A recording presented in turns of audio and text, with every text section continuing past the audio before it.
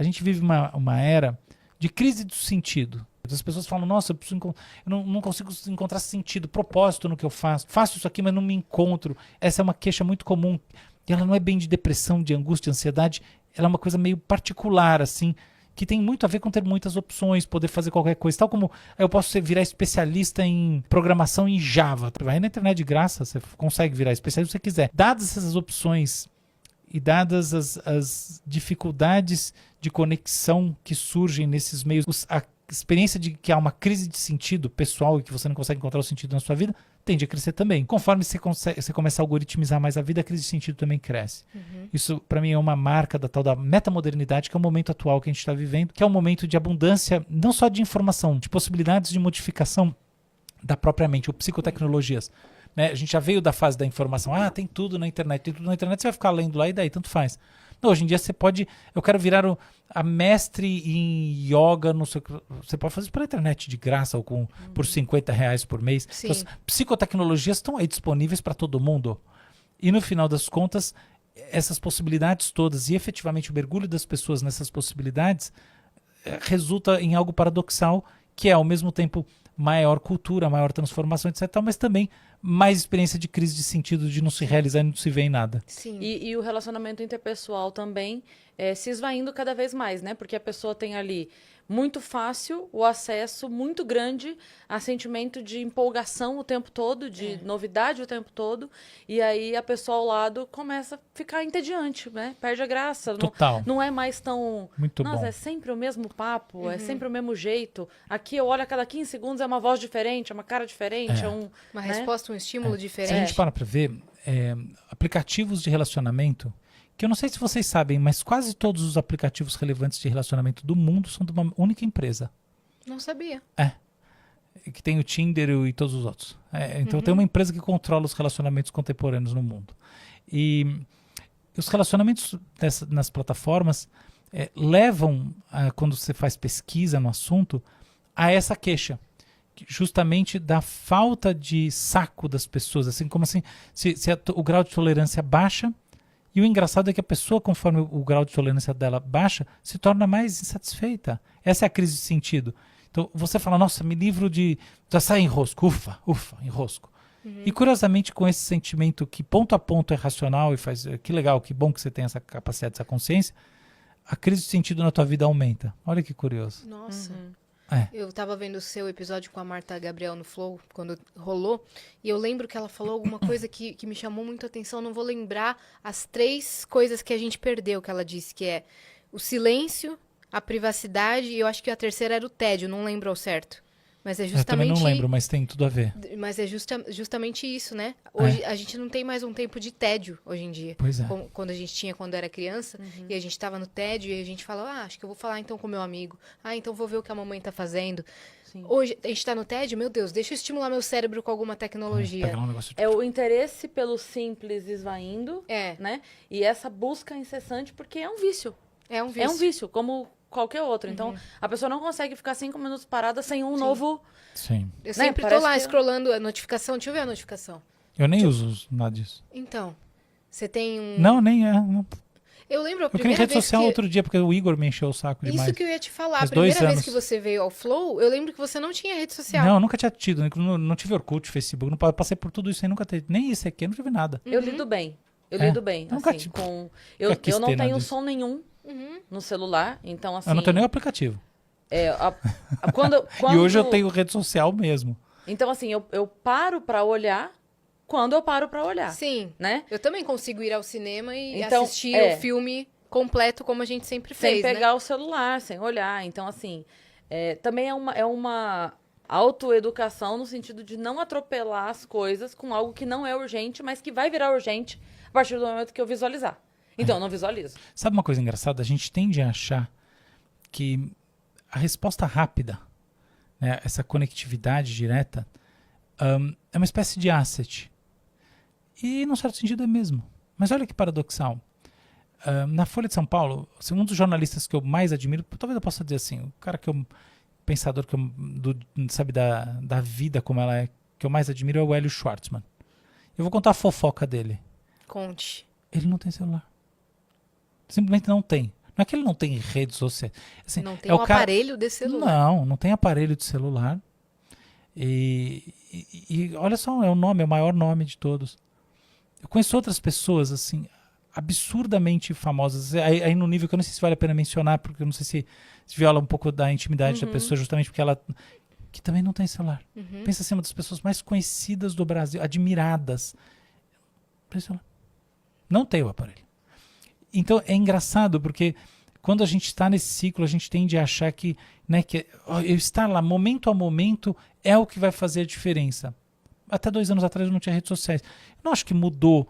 Hoje em dia eu cuido da questão de transmitir conteúdo, assumir essa missão para mim. Acho importante.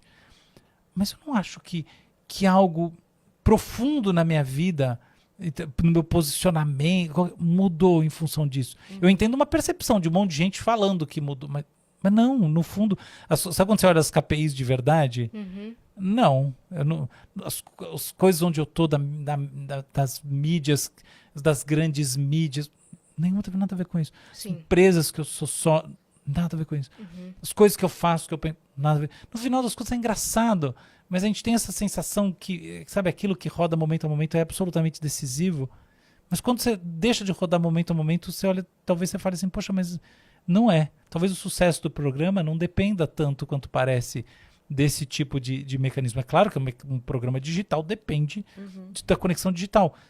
Mas talvez a coisa funcione numa base que se você falar assim, então agora eu vou fazer diferente. Assim, você fala, nossa, que engraçado, eu achei que eu ia desabar na audiência e não, mudou 5%. Então isso é curioso. Tem coisas que, assim, por exemplo, eu sei que hoje eu não consegui fazer isso e eu senti diferença. Eu sinto que, por exemplo, eu vou postar um vídeo.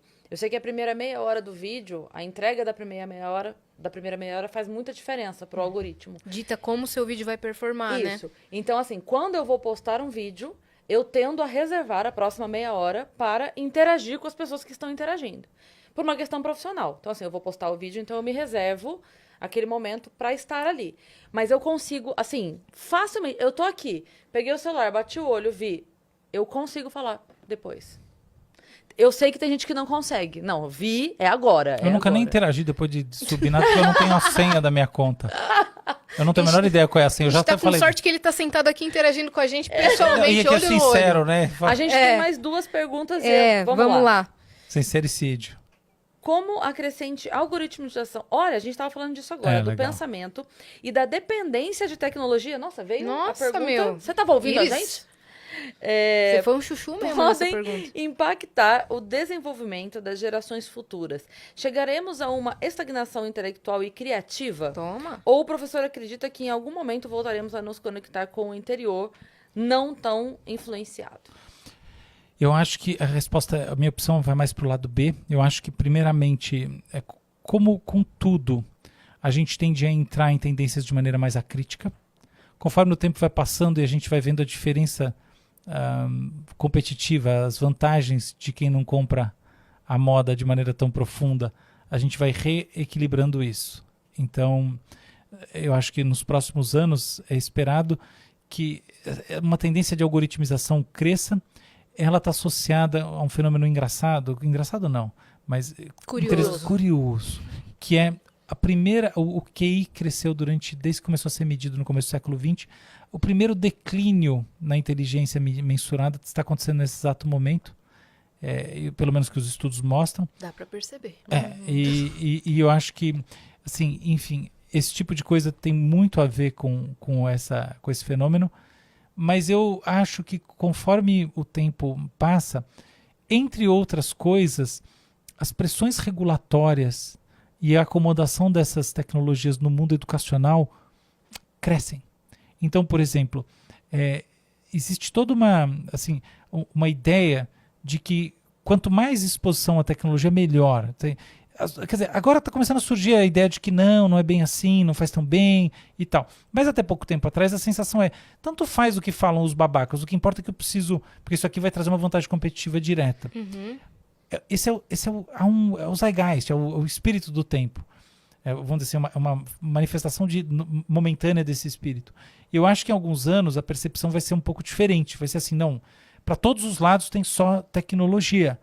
Então, você conseguir se manter racionalmente com passo atrás, assim, você conseguir pensar e momento a momento aderir ou não à tecnologia é o que te traz um posicionamento bom. Quer um exemplo?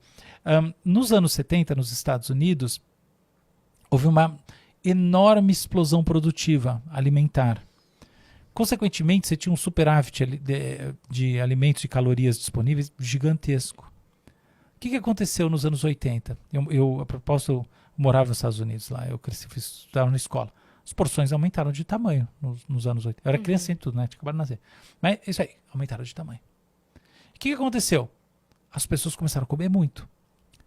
Foram necessários 30 anos, 20, 30 anos, até, sei lá, da virada do milênio até 2010, para que de fato se consolidasse um consenso de que você tem que dizer no, just say no, que se fala para as drogas, é just say no para as drogas, mas também a comida altamente calórica. Você entende? E hoje em dia esse consenso está mais do que estabelecido. Não quer dizer que a obesidade esteja desaparecendo no mundo, mas o consenso está estabelecido. É a mesma coisa aqui. Ainda não há um consenso tão... A gente não fala do celular na primeira infância como a gente fala da gordura trans. Entendeu o ponto? Mas no futuro, eu acho que isso vai acontecer. E isso vai entrar muito na educação. As crianças... Não existe que eu saiba, uma educação sistemática nas escolas sobre esse assunto. Não, existe usar a tecnologia, não usar a tecnologia, assim por diante. Até porque as tecnologias escolares ainda estão sendo desenvolvidas. Mas eu acho que no futuro, sobretudo quando elas estiverem bem desenvolvidas, assistentes virtuais que ajudam de fato o ensino e não simplesmente servem para a criança ou adolescente fazer a lição de casa apertando um botão, quando surgirem coisas que prestam de verdade, também eu acho que essa consciência vai vir assim, junto com isso de carona, e aí efetivamente as pessoas vão criar essas noções de que, olha, existem limites nos quais a gente deve usar ou não. Exemplo, um consenso que já está surgindo assim nessa linha. Está mais do que óbvio que tela azul durante a noite, quando você está deitada, traz insônia. Isso aí já está se tornando consensual. Que se seu problema é falta de sono, é não conseguir dormir, melhor você acender a luz e ler um livro, qualquer coisa, do que a tal tela azul. Ou até acho que o Kindle tem menos tela azul. Tem menos essa luz. Tá? Então, uma coisa dessas, entende? Então, são consensos que tem que se tornar muito mais... São noções que precisam se tornar consensuais. E eu acho que isso vai acontecer sim. Então, opção B. Só não acho que é tão rápido, porque o exemplo da comida mostra que, às vezes, coisas que são óbvias para qualquer um que para pensar, não se tornam cânones na cultura popular por muito tempo, até porque existem forças contrárias. Não são manipuladoras, maniquis. Não, a força contrária é assim... Você tem um monte de opção para você fuçar durante a noite quando você está sem sono e ler coisas legais e etc. Então tá ali na ponta dos dedos. É gostoso, é fácil, me traz um sentimento imediato bom, de satisfação. Perfeito. Né? É um vício. Tipo assim, o motivo para parar é pequeno demais. Exato. Perto de toda a satisfação imediata, né? Exato. Agora, num outro contexto em que consensualmente se diz que isso aí é uma roubada, talvez seja mais natural você parar. Essa é a ideia. Sim.